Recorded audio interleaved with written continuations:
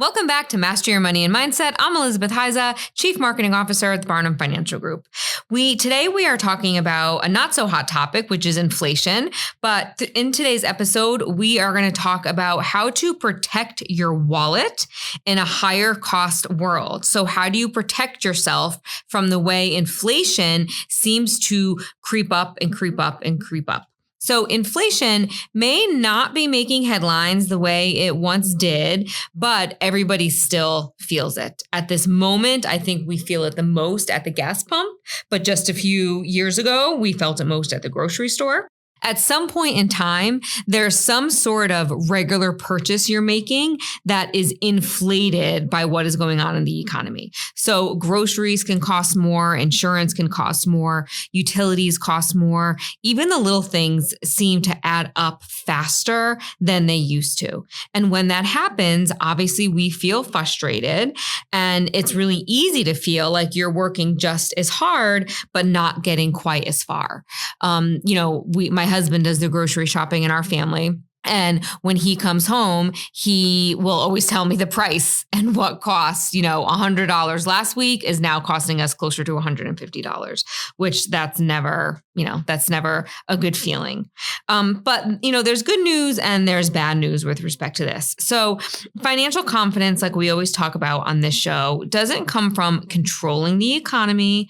It comes from controlling your response to it. And I know that is a very realistic answer. It's a comment that is much easier said than done, because I know how hard we all work for our money and we want to keep as much of it as humanly possible. But today I want to share 5 practical and tactical ways for you to protect your wallet and strengthen your financial foundation, even when costs remain elevated. Okay, so despite the topic, I want you to hang with me and see which of these 5 you think you can implement. So number 1, don't ignore your high interest debt. So we always talk about one of the biggest threats to your financial progress is having too much debt, and especially when that debt carries a high interest rate attached to it. So for the most part, we are talking about carrying a credit card balance. And the majority, there's a really good chance that you are paying an interest rate above 20% to hold that balance.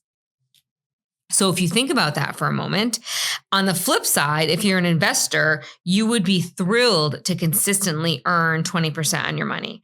But every month on the credit card side, you are paying that growth back to the credit card company. So a mindset shift that I want you to make as you listen to this is to think about paying off high interest debt, not as just a debt reduction, because I'm sure that's on your mind. I'm sure that you want to pay off your credit cards and you want to get out of debt. You don't want that debt hanging over you.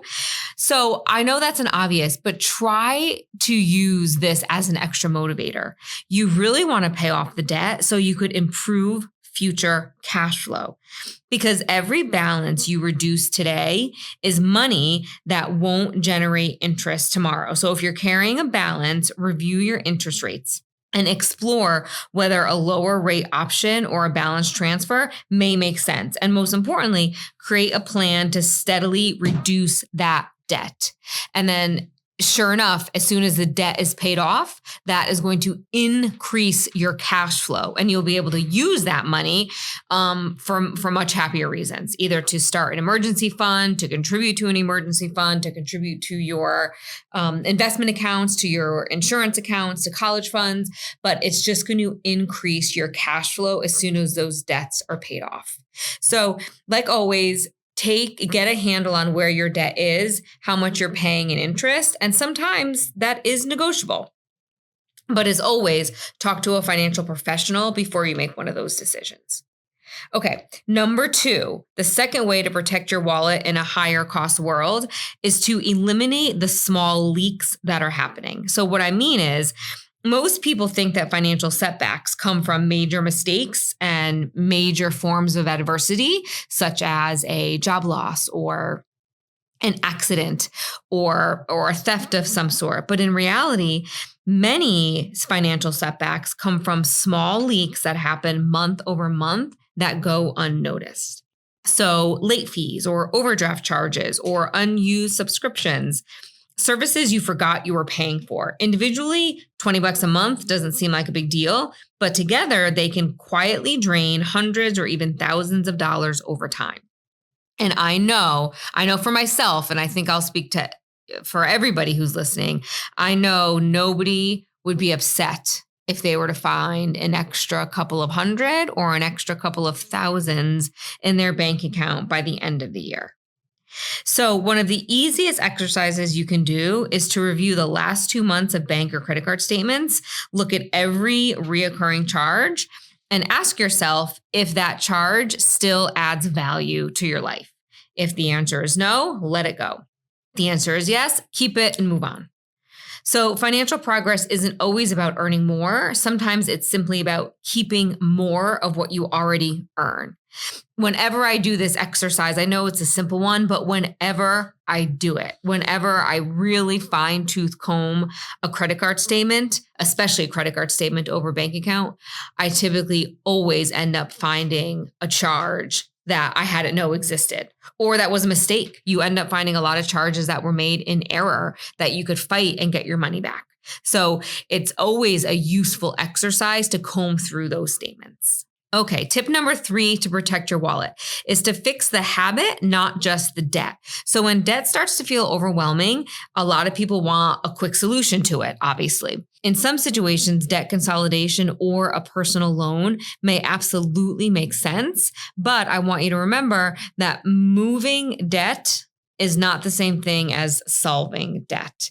If spending habits don't change, debt is a way of coming back.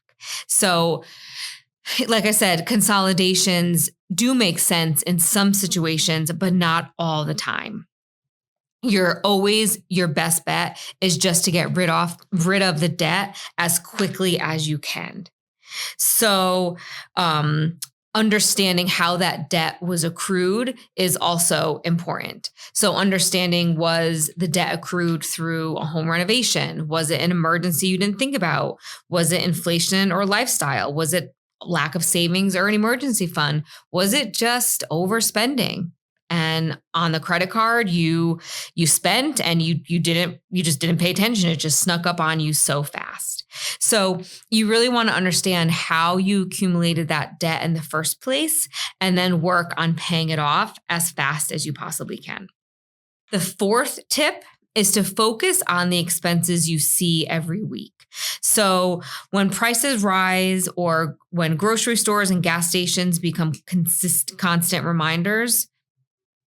So the 4th tip is to focus on the expenses you see every week.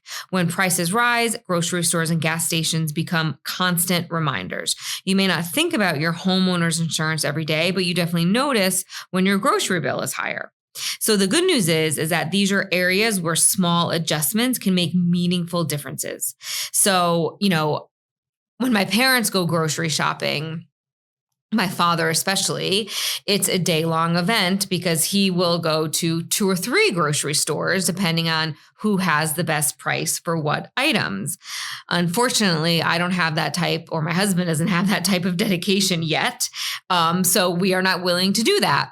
But can we compare prices? Can you use points? Can you, consider buying off brand? Can you, go to Costco when appropriate, or buy items in bulk when appropriate? None of these changes are dramatic, but like I said, if you're noticing your grocery bill is $25 to $50 or plus dollars higher today than it was a month or so ago, those little tips could make a big difference, because financial success is rarely built on dramatic decisions. It's built on consistent ones.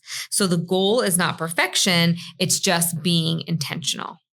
Okay, and the last tip on how to protect your wallet during inflation is that most people create a budget once and just assume that they're done.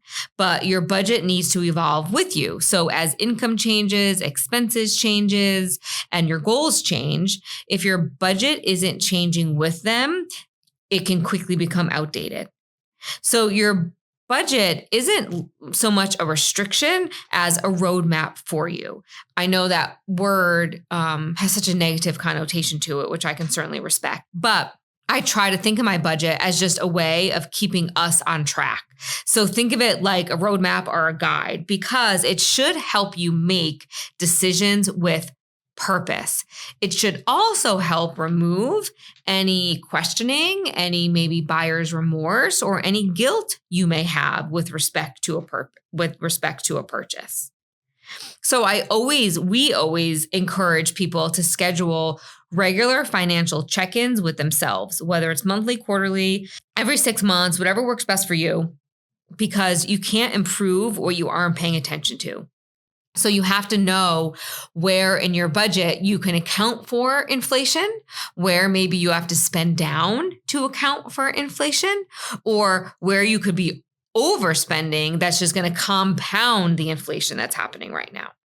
I want to remind everybody of the central idea of today's episode, which is that inflation may be outside of your control. Interest rates are outside of your control, and certainly the economy is outside of your control. But your habits and your decisions and your actions are not. Those are things that you have full control over every day. And those are typically the only things that matter with respect to your finances. So often the most meaningful financial progress comes from those small, consistent actions rather than major changes. So please remember that you hold all the power with respect to your money. It doesn't need to be a doom and gloom situation all the time if you can realize to take control and to just bring awareness to your situation. So a question I want to leave you with is, what is one financial adjustment you could make this week that your future self will thank you for? Okay, whether it's reviewing your credit card rates, canceling subscriptions, looking at your budget again, whatever it is, just pick one, because that small change will compound over time, just like our friend interest does. So folks, thank you so much for joining another episode of Master Your Money and Mindset. Until next time, take care of your money and your mindset. Thank you for listening to Master Your Money and Mindset. You can find these episodes on YouTube or wherever you listen to your podcasts. Don't forget to like and subscribe if you enjoyed what you heard. You can follow Barnum Financial Group on LinkedIn and Instagram. Thanks so much. All opinions expressed by the program participants are solely their current opinions and do not reflect the opinions their respective parent companies or affiliates or the companies with which the program participants are affiliated. Investments or strategies mentioned in this program may not be suitable for you, and you should make your own independent decision regarding them. This material does not take into account your particular investment objectives, financial situation, or needs, and is not intended as recommendations appropriate for you. You should strongly consider seeking advice from your own investment advisor. Securities and investment advisory services offered through qualified registered representatives of MML Investor Services, LLC. Member SIPC, 6 Corporate Drive, Shelton, Connecticut, 06484, telephone number 203-513-6000.